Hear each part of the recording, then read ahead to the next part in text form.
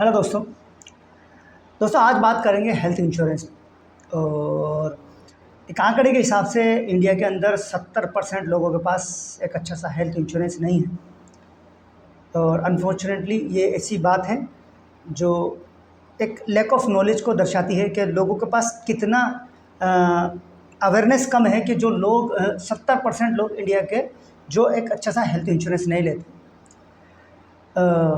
तो health insurance क्या है, क्यों लेना चाहिए, और अगर हम एक अच्छा हेल्थ इंश्योरेंस लेते हैं तो हमको किन किन बातों का ध्यान रखना पड़ेगा, और कब तब जाकर हम लोग ये चीज़ें फुलफ़िल हो तब जाके हम अच्छा सा एक हेल्थ इंश्योरेंस लें। तो मैं गारंटी देता हूँ इस वीडियो को देखने के बाद आपको किसी और वीडियो को देखने की ज़रूरत नहीं पड़ेगी अगर आप इन चीज़ों को फुलफ़िल करते हैं। तो सबसे पहले तो मैं कुछ चीज़ बता देता हूँ जो लोगों का एक मैंने जो मार्केट में निकल के एक्सपीरियंस जो गेन किया है। सबसे पहले तो क्या लोगों का एक मिसकंसेप्शन है कि जो हेल्थ इंश्योरेंस होता है वो वेस्ट ऑफ मनी होता है। तो ये गलत आपकी सोच है। हेल्थ इंश्योरेंस एक वैल्यू फॉर मनी है। ये मनी वेस्ट का कोई ऐसा साधन नहीं है जहाँ अपने पैसों को वेस्ट कर रहे हैं या अपने पैसों को एसेट्स ही बना रहे हैं। दूसरी बात आप ये देख लीजिए, सबसे पहले होता है अगर हम मिडिल क्लास हैं, लोअर मिडिल क्लास, मैं तो लोअर क्लास की बात करता हूँ, लोअर मिडिल क्लास की बात की, तो हमारे देश में एक गवर्नमेंट हॉस्पिटल ही एक माध्यम रह जाता है जहां हमारे लोअर क्लास के लोग जाके वहाँ ट्रीटमेंट करा सकते हैं। क्योंकि उनके बेचारों के पास ऐसा कोई मतलब सोर्स ऑफ अर्निंग ढंग का नहीं है ना जाके वो एक अच्छा सा हेल्थ इंश्योरेंस ले। क्योंकि गवर्नमेंट हॉस्पिटलों की जो हालत है, कई जगह होती है वहाँ पे फैसिलिटी अच्छी नहीं मिलती, एक मेडिकल फैसिलिटीज़ जो होती है वो प्रॉपर तरीके से नहीं मिलती, बहुत लाइनें रहती है और बहुत टाइम भी वेस्ट होता है उसमें। बट अगर आप कैपेबल हैं और आपके पास इतना है कि आप एक अच्छा सा हेल्थ इंश्योरेंस लें तो आपको हेल्थ इंश्योरेंस लेना चाहिए। इसमें सबसे पहले क्या होता है कि आपको एक अच्छी फैसिलिटी मिल जाती है, क्योंकि जितने भी अच्छे ट्रीटमेंट होते हैं वो बड़े जो भी अच्छे अच्छे जो देश के टॉप हॉस्पिटल है उसमें होते हैं, ठीक है। और तो इसलिए आपको हेल्थ इंश्योरेंस लेना चाहिए। कि अब कई बार क्या होता है कि लोग बाग फिर भी उनकी कैपेसिटी है, और बहुत से लोगों की मैं बात कर रहा हूँ जो लेते हैं उनके लिए उनकी कैपेसिटी है, मगर फिर भी वो लोन मतलब हेल्थ इंश्योरेंस नहीं लेते।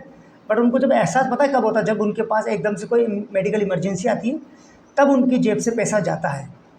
तो एक तो मेंटली डिस्टर्ब होते हैं, दूसरा उनका जितनी भी सेविंग है वो टूटती है। अगर कोई गहने हैं तो गहने टूटते हैं, एफडी है तो एफडी टूटती है। अगर पैसा नहीं है फिर भी तो उन्हें लोन लेना पड़ता है। तो ऐसी परेशानी हम मोल ही क्यों लें, हम पहले से क्यों हेल्थ इंश्योरेंस ना ले लें, चाहे छोटे से प्रीमियम में हम खुद को और अपनी फैमिली को प्रोटेक्ट कर दें। लोगों के पास एक सबसे बड़ी मिसकंसेप्शन क्या है कि वो अपनी फिजूल खर्ची में, अपनी शॉपिंग में, अपने शौक़ों में, अब शौक़ किस टाइप के भी शौक़ हों, चाहे वो ड्रिंक का शौक़ हो, चाहे वो सिगरेट पीने का स्मोक का शौक़ हो, इनमें पैसा खर्च कर लेते हैं। मगर अगर 1000 से 500 रुपये के अंदर उनको एक अच्छा सा हेल्थ इंश्योरेंस मिल रहा है तो वहाँ वो ध्यान नहीं देते हैं। ये सबसे बड़ी गलती है आपकी। आप एसेट्स, आप बोलते हैं ना पैसा बनाए पैसा बनाए पैसा बनाए, पैसा तब तक नहीं बनेगा तब तक आप इन एसेट्स पे ध्यान नहीं देंगे। एसेट्स बनाने के लिए हर चीज़ मायने रखती है। एक एसेट जब बिल्ड होता है तो वहाँ हर चीज़ मायने रखती है। बड़े बड़े पैसे वाले लोग ये सब चीज़ें करते हैं। आपको हर चीज़ को स्मार्टली यूज़ करना पड़ेगा। एक हेल्थ इंश्योरेंस पे ध्यान देना पड़ेगा, एक टर्म इंश्योरेंस लेना पड़ेगा। अगर आप शेयर मार्केट में जानते हैं तो वहाँ इन्वेस्टमेंट करना पड़ेगा। आप प्रॉपर्टी में इन्वेस्ट कर सकते हैं या आपको एसआईपी में इन्वेस्ट करना पड़ेगा, शुरू करनी पड़ेगी। म्यूचुअल फंड में पैसा इन्वेस्ट करना पड़ेगा। अपने बिजनेस को पूरा करना है तो एक लोन लेना पड़ेगा। क्रेडिट कार्ड को अच्छे तरीके से यूज़ करना पड़ेगा। ये बहुत सी चीज़ें मिलकर आपको कहीं ना कहीं बेनिफिट ही देती हैं। तो आप ये मत सोचिएगा कि ये चीज़ें वेस्ट ऑफ मनी है, ये आपके लिए वैल्यू फॉर मनी। और खुद के दिमाग से एक बात सोच लीजिए, अगर बीमारी आई तो क्या होगा। एक सर्जरी भी 2-3 लाख रुपए लगा देती थी, एक फ्रैक्चर भी हो गया तो 1 से 1.5-2 लाख रुपए लग जाते हैं। बहुत से लोगों का ऐसा उदाहरण है। और अगर बड़ी बीमारी हो गई तो पता नहीं कितने लाखों लग जाएंगे, समझ रहे हैं ना। और मैं पहले शायद मैं बता चुका हूँ इस वीडियो के अंदर 70% लोग हमारे देश के अंदर अच्छा हेल्थ इंश्योरेंस नहीं लेते। तो अब मैं आपको बताता हूँ ये चीज़ आपको हेल्थ इंश्योरेंस मिलती है, और अगर आप हेल्थ इंश्योरेंस लेना चाहते हैं तो किन किन चीज़ों का आप लोग ध्यान रखें। सबसे पहले आप ये ध्यान रखें कि जिस भी कंपनी का आप हेल्थ इंश्योरेंस ले रहे हैं उसमें कैशलेस फैसिलिटी है क्या। जब वो इंडिया के टॉप हॉस्पिटल में आते हैं, जैसे फोर्टिस हो गया, अपोलो हो गया, बड़े बड़े जो इंडिया के हॉस्पिटल है और भी जो भी आप जानते हैं वो आ रहे हैं, कैशलेस फैसिलिटी है। साल भर फ्री चेकअप है, कुछ कुछ चीज़ें, साल भर फ्री चेकअप है, प्री एंड पोस्ट हॉस्पिटलाइजेशन है, ठीक है। और आपका प्री एग्जिस्टिंग जो टाइम है वो 2 साल से कम होना चाहिए, ठीक है। आपकी और आपकी फैमिली को प्रोटेक्ट कर रहा हो। छोटी सिटी में रहते तो 5 लाख तक आप ले लें, मगर अगर मेट्रो सिटी में रह रहे हैं तो आपका 10 लाख तक का कम से कम कवर होना चाहिए।